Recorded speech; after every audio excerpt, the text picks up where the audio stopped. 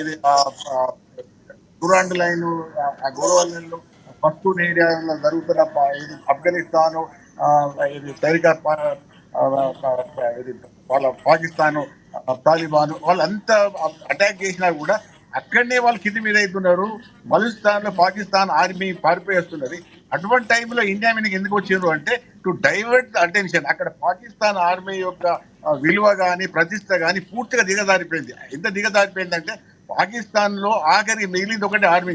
పాకిస్తాన్ జనాలలో కూడా మంచిగా వచ్చేట్టుగా ఇప్పటికి కూడా పాకిస్తాన్ ఆర్మీయే మాకు దిక్కు అనే దరిద్ర ఆలోచనలో అక్కడ పాకిస్తాన్ జనాలు ఉన్నారు. ఆ ఆ ఏదైతే ఆలోచన కూడా పాకిస్తాన్ జనాలలో మార్పు వస్తున్నది. కాబట్టి పాకిస్తాన్ యొక్క ఆర్మీ ప్రజల దృష్టి అంటే పాకిస్తాన్ ప్రజల దృష్టిలో పూర్తిగా దిగజారిపోయింది. దాన్ని మళ్ళీ రిస్టోర్ చేసుకోవడం కోసం అక్కడ అంతర్గతంగా అటు ఒక దిక్కు తెహ్రీక్ ఇన్సాఫ్ పార్టీ, ఇమ్రాన్ ఖాన్ ఆ గొడవలు, మిలిటరీలో కూడా 2-3 డివిజన్స్ అయినాయి. ఇవన్నీ గొడవల నుంచి వెళ్ళి ఆసిఫ్ మునీర్ బయటపడడం కోసం మొన్న అక్కడ పాకిస్తాన్ ఏది నాన్ రెసిడెంట్ వాళ్ళతో మాట్లాడిన అక్కడి మొదలు చేసి మొన్న పహల్గామ్ అటాక్ ఇదంతా కూడా ఒక ప్లాన్ ప్రకారం ఏంటంటే divert attention with in the Pakistan. Army control పోతున్నది కాబట్టి మళ్ళీ పాకిస్తాన్ ఊడిపోయినా మంచిదే, సచ్చినా మంచిదే, ఏం జరిగినా మంచిదే, కానీ మళ్ళీ మేము జనాలందరినీ మా వైపు కూడా కట్టుకోవాలి. ఇప్పుడు ఏమైంది, ఒక్కసారి మనం వారు ఇవంతా అనగానే పాకిస్తాన్ లో ఉన్న ప్రజలందరూ కూడా ఎన్నో తిన్న వాళ్ళందరూ కూడా మళ్ళందరూ ఇన్వేరియబుల్ గా సపోర్ట్ చేస్తున్నారు, ఆర్మీకి సపోర్ట్ చేస్తున్నారు, మనం యుద్ధం చేయాలి అది చేయాలి అంటే దట్ దే వాంటెడ్. ఇది ఒక విధంగా వాళ్ళు అచీవ్ అయింది అది. అయితే ఇక్కడ కూడా ఏమైంది, మొన్న మన మగవాళ్ళని ఎందుకు చంపారు, కల్మా ఎందుకు చదవమన్నారు, లేకపోతే బట్టలు కూడా నీకు సున్నత ఉందా లేదా అని ఎందుకు, ఇదంతా ఎందుకంటే ఇక్కడ కూడా హిందూ ముస్లిం డివైడ్ చేయాలి. ఇక్కడ కూడా ఒకటి కాశ్మీరు, నాన్ కాశ్మీరు, హిందూ ముస్లిం ఇవి డివైడ్ కావాలి. ఇది ultimate aim of the Pakistan army. ఎందుకంటే ఇక్కడ ఇవి డివైడ్ అయితే తప్ప వాళ్ళు కొంత ఇక్కడ గేమ్ మీరు అందరూ రకరకాల వాళ్ళు ఉన్నారు. ఇక్కడ నాన్ స్టేట్ యాక్టర్స్ పాకిస్తాన్ వాళ్ళు చాలా మంది ఉన్నారు. ఇక్కడ ముస్లింలు చాలా మంది పెద్ద ఎత్తున ఉంటారు కాబట్టి అనేక విధాలుగా వాళ్ళ మద్రాసాలలో పెట్టి వాళ్ళని ప్రలోభపరిచి వాళ్ళ మైండ్స్ అన్ని కూడా స్పాట్ చేసి వాళ్ళకి అనుకూలంగా మార్చుకున్న వాళ్ళు చాలా మంది ఉన్నారు. ఇప్పటికి known and unknown sleeper cells, మీరు అన్నది స్లీపర్ సెల్స్ కొన్ని వేల స్లీపర్ సెల్స్ ఉన్నాయి భారతదేశం, తక్కువ లేవు. కాబట్టి ఇవన్నీ ఒక రోజులో పోవు. అయితే ఒకటి పార్ట్నర్ మనం అర్థం చేసుకోవాల్సింది ఏంటంటే అన్నిటికీ మూలం మళ్ళీ అక్కడ పాకిస్తాన్ ఆరిపోయిన చెట్టు. ఆ చెట్టును కొట్టకపోతే ఇవన్నీ ఇట్లే ఉంటాయి. ఇవి అన్ని బ్రాంచెస్ కొమ్మలు, ఇవి ఈ కొమ్మలు ఎన్ని కొట్టినా కూడా మళ్ళీ కొత్త కొమ్మలు వస్తూనే ఉంటాయి. కాబట్టి అంటే గతంలో పౌరసత్వానికి సంబంధించి కొన్ని బిల్లులు ప్రవేశపెట్టే ప్రయత్నం చేసింది కేంద్ర ప్రభుత్వం. సో అలాంటివి ఏమైనా భవిష్యత్తులో తేవాల్సిన అవసరం ఉందంటారా? అవి ఇప్పుడు రాజశేఖర్ గారు అవన్నీ చేయాలి. ఇప్పుడు ఒకవేళ పాకిస్తాన్ అనే ఒక దేశం, పాకిస్తాన్ ఆర్మీ ఈ విధమైన ఆపరేషన్స్ కానీ ఈ విధమైన సపోర్ట్ లేకపోతే ఇక్కడ జరిగాయి, ఏమి జరిగాయి. ఇప్పుడు ఎక్కడి వస్తున్నది, ఐఎస్ఐ సపోర్ట్ బేసే కదా ఇదంతా క్రియేటెడే కదా ఇదంతా. అదే రూట్స్ అన్ని అక్కడనే పీకేసారు అనుకో, దీనికి ఎక్స్టర్నల్ సపోర్ట్ లేకపోతే ఇంటర్నల్ గా ఈ విధంగా జరగదు, జరిగే అవకాశాలు ఉండవు.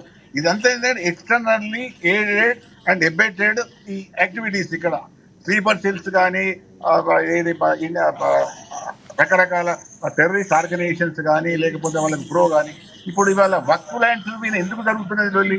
అసలు విషయం ఏంటంటే వక్ఫ్ ల్యాండ్స్ అన్ని కూడా పెద్ద ఈ ఇవాళ పొలిటీషియన్స్ చేతులలో, ఇవాళకైతే పెద్ద ఈ మాఫియా గ్యాంగ్ చేతుల్లో ఉన్నాయి. వీళ్ళందరూ కూడా ఇటువంటి వాటిని ఎంకరేజ్ చేస్తున్నారు, మద్రాసాలు పెడుతున్నారు, యాంటీ ఇండియన్ యాక్టివిటీ చేస్తున్నారు.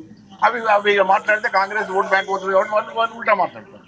కాబట్టి ఒకటేంటంటే మనకు కాంగ్రెస్ బీజేపీ ఇవన్నీ కాబట్టి దేశం ముఖ్యం కాబట్టి ఇది పాకిస్తాన్ అనేది ఒక రోగ్ స్టేషన్ కాబట్టి, ఒక రోగ్ నేషన్ కాబట్టి ఆ రోగ్ నేషన్ కు మనం చెప్పాల్సిన బుద్ధి మామూలుగా ఇవ్వరికి చెప్పారు. 70 సంవత్సరాలు చెప్తూనే వస్తున్నాం, చెప్పలేదని కాదు, చెప్పి ఈ స్టేజ్కి వచ్చిన తర్వాత ఇప్పుడు ఇంకా పడతారు కాదు 2-3 విషయాలు ఉంటాయి. ఇవాళ భారత్ సూపర్ పవర్ గా ఎమర్జ్ అవుతున్నది.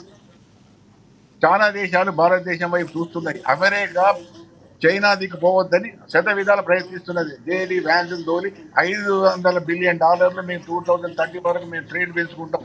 అటువంటి టైంలో కొట్టిరు వాళ్ళు. సౌదీ అరేబియాకు మోడీ వేయండు, గల్ఫ్ కంట్రీస్ అన్ని వేరే అవుతున్నాయి. అటువంటి టైంలో వాళ్ళు దెబ్బ కొట్టారు. ఇది మామూలు విషయం కాదు. అటు కాశ్మీర్ ఎకానమీని దెబ్బ కొట్టారు, ఇండియన్ ఇన్వెస్ట్మెంట్స్ మీద దెబ్బ కొట్టారు. ఇంకొక వార్త ఏంటంటే గత వారం హమాస్ నాయకులు పాకిస్తాన్ ఆక్యుపైడ్ కాశ్మీర్లో పర్యటించారు. వాళ్ళు అక్కడ ఉన్న తీవ్రవాద శిక్షణా సంస్థల్ని సందర్శించారు, ఆ తర్వాత ఇది జరిగింది అనేది. ఇప్పుడు అమాసు వాళ్లకు వీళ్ళకు సంబంధాలు ఉన్నాయి. అయితే ఒకటి పాఠశాల కాదు, దురదృష్టవశాత్తు మనము అందరం కూడా ఇక్కడ భారతదేశంలో కూడా ఒక విషయం అంటే మీకు తెలియదని కాదు, మనం అందరం కూడా అర్థం చేసుకోవాల్సింది ఏంటంటే ఇస్లాం అనే రిలీజియన్ ఇప్పటి వరకు కూడా అది రిఫార్మ్ కాలేదు. ప్రపంచంలో అన్ని మతాలు రిఫార్మ్ అయినవి, సంస్కరింపబడ్డాయి, మన ఆధునిక రాజ్యాలకు అనుగుణంగా ఉన్నాయి. ఒక్క ఇస్లాం తప్ప. ఇస్లాం ఇప్పటికి కూడా ఇప్పుడు మన మన మన మన దేశం ఉన్న దేశానికి ఉన్న లక్షణాలు ఏంటి? ఒక భూభాగము, జనాభా, ప్రభుత్వము, సార్వభౌమ అధికారం. ఇది అన్ని దేశాలకు మూలం. ఇది ఈ 4 ఉంటేనే ఒక దేశం. అయితే ఇస్లాం ఏం చేస్తుంది అంటే ఇస్లాం దీన్ని ఒప్పుకోదు. మొన్నవాడు ఆసిఫ్ మునీర్ మాట్లాడినప్పుడు వాడు ఇక్బాల్ మాకు ఇట్లా చెప్పిండంటే ఇటువంటి రాజ్యాన్ని ఒప్పుకోమని వాడు చెప్పిన వాడు ఫిలాసఫర్ వాళ్ళకు. ఇటువంటి రాజ్యాలను మేము ఒప్పుకోం. వాళ్ళు ఎటువంటి రాజ్యాలు అంటే ఇప్పుడు ఎవరైనా అడిగితే మీకు దేశం ముఖ్యమా మతం ముఖ్యం అంటే వాడు మతం ముఖ్యం అంటారు, దేశం ముఖ్యం కాదు. ఇప్పుడు అదే మనం అడిగితే మన దేశం ముఖ్యమా మతం ముఖ్యం అంటే మనం దేశం ముఖ్యం అంటాం.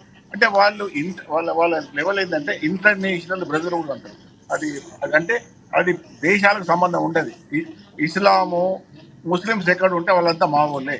ఒకవేళ ఇప్పుడు వాళ్ళు ఇస్లాం ఏం చెప్తుంది అంటే ఇప్పుడు భారతదేశం పాకిస్తాన్కి యుద్ధం అయితే భారతదేశంలో ముస్లింలు అంతా కూడా పాకిస్తాన్ సపోర్ట్ చేయాలి. That is the philosophy of the international brotherhood. Islam has no state. అంటే విశ్వాసాలు ఎక్కడ ఉన్నా అందరూ మా వాళ్ళే. ప్రపంచంలో ఉన్నదంతా ఇస్లామే మొత్తం. అటువంటి టెండెన్సీ అందరికి లేదు. ముస్లింస్ అందరు లేరు, ఆ లెవెల్ కానీ అందరూ ఉన్నారు. ఈ కొందరికన్నా మదరాసాలలో ఎక్కిస్తున్నారు. ఇవన్నీ పెద్ద డేంజరస్ ట్రెండ్స్ పోతున్నాయి, మామూలుగా లేదు. ఏదో ఉట్టిగా ఇప్పుడు మెడికేషన్ తోని ఇది కాదు, డ్రాస్టిక్ ఆపరేషనే కావాలి. ఆపరేషన్ ఏంటంటే పాకిస్తాన్ ఒకవేళ నిజంగానే మన భారతదేశం సరిగ్గా వాడుకుంటే అటు బలిస్తాన్ లో మళ్ళీ వాళ్ళు అటాక్ చేసింది ఆర్మీ మీద. బలిస్తాన్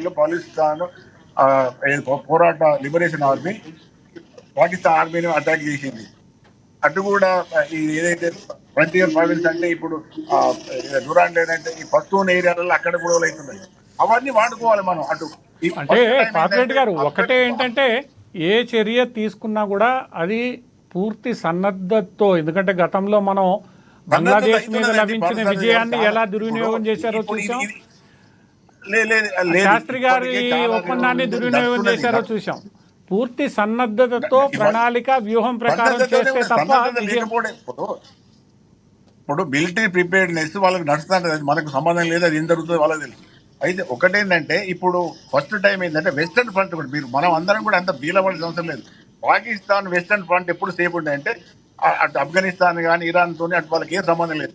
ఇప్పుడు అటు రెండు వెస్టర్న్ ఫ్రంట్ కూడా పాకిస్తాన్కు సమస్యలు ఉన్నాయి. మనం ఏమిటి యూజ్. ఇప్పుడు మనం ఏదో బంగ్లాదేశ్ లేదు, చచ్చిపోయి బంగ్లాదేశ్ పట్టుకొని మనం కానీ అక్కడ Taliban sir supporting India. Afghanistan Taliban sir supporting India. ఇప్పుడు మనం శత్రువును తక్కువ అంచనా వేయద్దు, కానీ మరీ ఎక్కువ అంచనా వేసి మనం తక్కువ అంచనా వేసుకుంటే నష్టం జరుగుతుంది. మనం ఇన్ని రోజులు తీసుకుంటూ వచ్చింది అదే. ఇప్పుడు హనుమంతుడు చాలా బలవంతుడు, వానికి హనుమంతుడు బలవంతుడు అని వాడిని ఉదరకూడదు తప్ప వాడికి బలం రాదట. ఇప్పుడు మనం కూడా మన దేశాన్ని మనం బలం అనుకోవాలి. మన బలిగితనం కాదు, చాలా బలవంతులం. బలంతో పాటు వ్యూహం కూడా కావాల్సిన అవసరం ఉంది అంటున్నారు పార్థసారథి గారు. రైట్ పాపిరెడ్డి గారు కంక్లూడ్ చేయండి.